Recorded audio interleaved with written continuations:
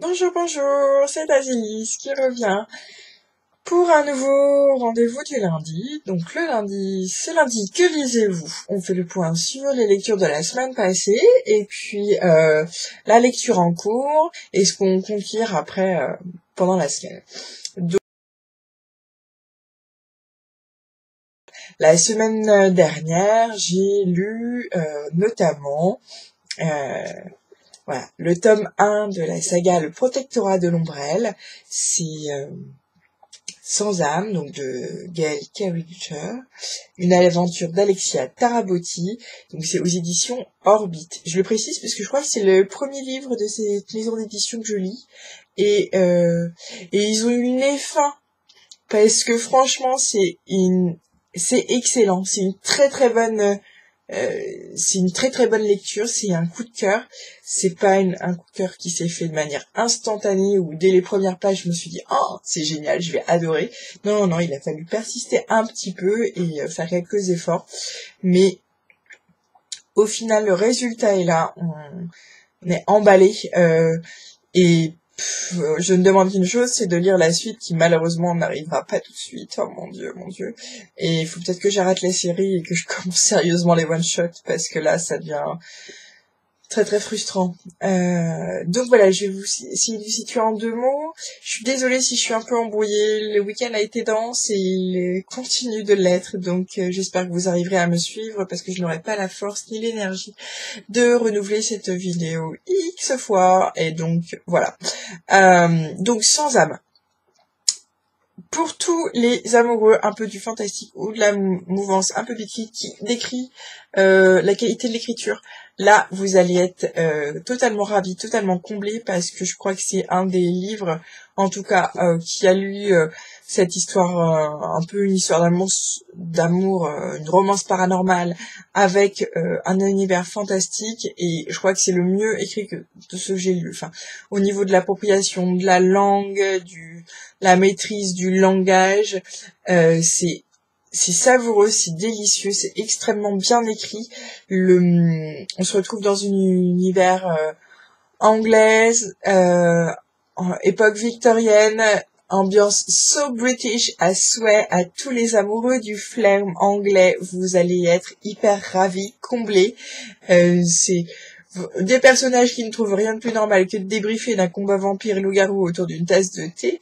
Je trouve ça très distingué. Et voilà.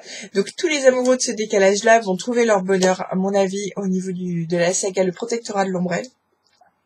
Apparemment, voilà, dès qu'on allie un peu du fantastique avec, je m'avance un peu, hein, avec une époque, enfin, voilà, la période des inventions modernes, le début enfin, la science qui commence à prendre le pas sur les croyances religieuses, qui prend de plus en plus de place, en tout cas dans les raisonnements philosophiques, dans la manière de voir ou d'analyser les choses et les événements.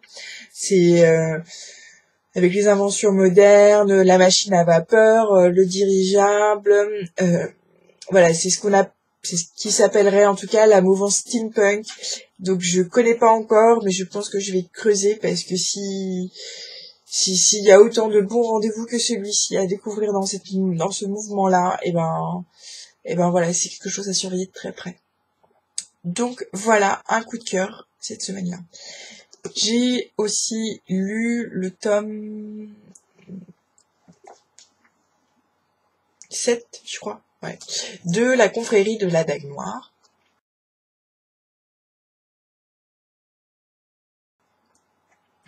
Donc c'est Lover Avenge qui choisit de prendre pour cible principale le héros.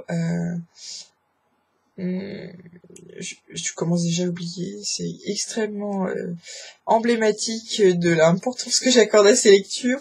Oui, c'est avec Revenge et qui rencontre l'amour en la personne d'Elena, et donc qui est heurté à un tas de problèmes liés à la nature de son identité, puisqu'il est mi-vampire, mi-sympathe, et une infirmière pour le moins insolite, car elle fait partie des seules femmes auprès desquelles il n'inspire pas le rejet.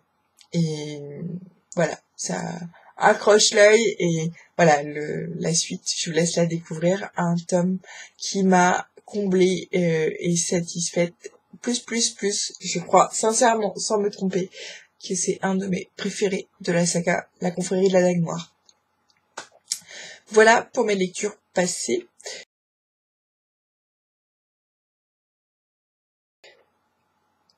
En ce moment, je lis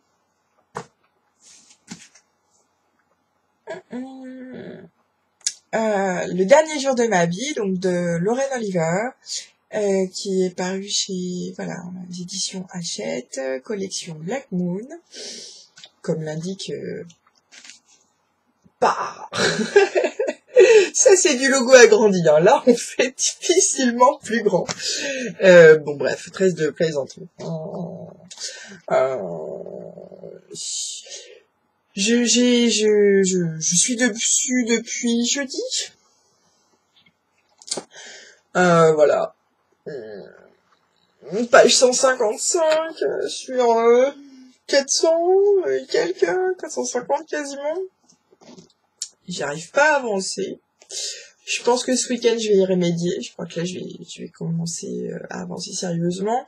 Donc normalement voilà, la date de publication c'est lundi 13. Aujourd'hui nous sommes dimanche 12 à 18h. Donc ça va être compliqué d'être à l'heure, en tout cas pour la publication de ce billet. Ce livre, je vous l'avais présenté quand je l'avais acheté. Il s'agit donc de Samantha Kingston, qui est une adolescente. On est à un terminal, fin de lycée, qui envisage la sortie avec l'université, qui fait partie de ces jeunes filles extrêmement populaires. Elles ont, comme qui dirait, tout pour plaire et tout pour... voilà, tout leur réussit. Elle sait pas trop pourquoi, mais voilà, c'est comme ça. Elle fait partie, entre guillemets, de la bonne mouche et elle y va, elle le vit à fond. Samantha n'est pas trop moche. Elle a des amis qui... c'est une petite troupe. Hein. Il y a Lindsay, Ali, Elodie et Samantha, elles sont 4. Et donc, c'est les reines du bahut. C'est les reines du bahut, quoi. Elles font tout, elles sont en toute impunité. C'est comme ça. Et puis arrive une date, c'est la Saint-Valentin, 14 février. La journée est pour le moins pas tout à fait comme elle l'aurait espéré. Et elle se termine mal par un accident de voiture où elle se voit mourir, pour ainsi dire. Et le lendemain matin, elle découvre que le 14 février recommence. Et voilà, c'est parti. Et ça recommence, et ça recommence. Et donc, et là, on se retrouve avec toute la grâce de Lorraine Oliver qui arrive à nous mettre dans la tête d'une adolescente. Elle nous décrit extrêmement bien les sentiments, comme on avait pu le voir. Enfin, moi, j'avais pu le lire dans le tome 1 de sa saga, là, Delirium. Et ce qui est agréable dans la tête de Samantha, c'est que non seulement elle décrit ses sentiments, mais que aussi elle en fait une analyse. Et donc, quand je vous dis que je vous parlais tout à l'heure, elle est populaire et elle fait tout ce qu'elle veut en toute impunité, et que c'est comme ça, c'est parce que à l'heure actuelle, en tout cas dans ma lecture, Samantha n'y voit pas de raison particulière. Elle cherche un peu elle-même à comprendre ce qu'il en est. Et donc voilà, alors j'arrive pas à avancer, je ne sais pas pourquoi. J'étais en train de me dire que ça faisait très très longtemps, enfin en tout cas je crois que ça fait peut-être un peu plus d'un mois que j'ai pas lu de romans young jeunesse, young adulte. Et donc du coup il me faut un moment pour me remettre dans le bain. Je n'ai pas non plus accordé beaucoup de temps à la lecture. Et du coup, c'est un peu particulier de se remettre dans des préoccupations adolescentes en ayant gravité autour de beaucoup d'autres univers. Et donc voilà, je reprends le rythme petit à petit, mais il faut que je m'y remette parce que j'ai aussi d'autres lectures qui sont prévues et qui sont plus autour de cet univers-là. Et en tout cas, voilà, c'est agréable à lire. Voilà, j'attends d'avoir plus avancé pour pouvoir vous en parler de manière un peu plus précise. J'espère que je suis pas trop vague. Voilà.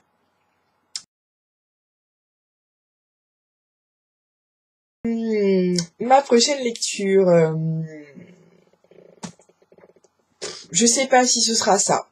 Je ne sais pas. Mais voilà, j'ai une lecture commune qui est prévue pour le 24 juin. Et voilà. Laurelka Hamilton, Plaisir coupable. C'est le tome 1 de la déjà extrêmement longue, je trouve, saga Anita Blake, chasseuse de vampires. Simple. Je me suis découverte une affinité particulière avec le mouvement Beatlit, et donc voilà, Laurelka Hamilton fait partie des fondatrices. Anita Blake, des héroïnes mythiques, et je ne l'ai toujours pas lu. Et donc voilà. Donc devoir se fait d'en lire au moins un, le tome 1, et puis voir si c'est une série que je poursuivrai. À voir. Tout ce que je sais, c'est que j'avais essayé de lire déjà Mary Gentry quand il avait commencé à être édité dans la collection Darklight de J'ai lu, je crois. Et j'avais pas aimé du tout. Donc j'espère qu'avec une nouvelle héroïne, un nouveau contexte, ça va aller. En tout cas, tout ce que je sais, c'est que c'était un univers que j'avais un peu fouillé en faisant un colis pour une soirée. Bassett, si tu me connais. Voilà. Et j'avais beaucoup aimé ce que j'avais lu sur Anita Blake, son caractère et tout ça. Donc j'espère qu'il va répondre à mes attentes.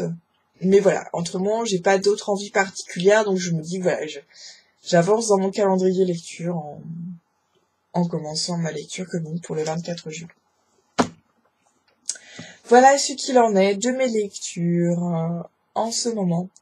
Et vous, que lisez-vous ?